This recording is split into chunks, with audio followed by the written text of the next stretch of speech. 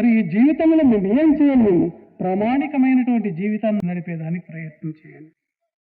ఈ దొంగతనము, మోసము, దగ, వంచన, కృత్రిమమైనటువంటి జీవిత విధానాన్ని నేను చూస్తున్నాను ఈ సమాజంలో. ఏం సాధిస్తారు దీన్ని?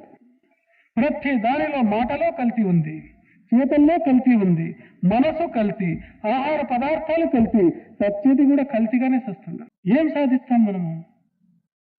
జీవితంలో కావలసింది ప్రీతి విశ్వాసాలు కావాలి.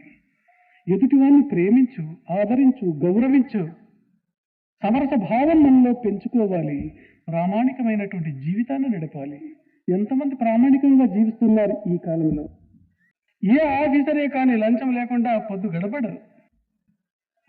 ఏ ఆఫీస్లో పోండి, అండర్ ది టేబుల్ కింద చేయబెట్టాల్సిందే. ఆ తూకం చూసి ఈ పేపర్ మీద సైన్ చేస్తారు. నేను నీతిగా ఆఫీస్ పని చేస్తున్నానని చెప్పుకునే ఆఫీసర్లు ఏ వేల మీద ఎంచుకోవాలంతే. చాలా తక్కువ. ఈ ప్రామాణికత్వం చాలా ముఖ్యం. ఆ చిల్లర డబ్బులతో జీవితం సాగిపోతుందా? సాగిపోదే.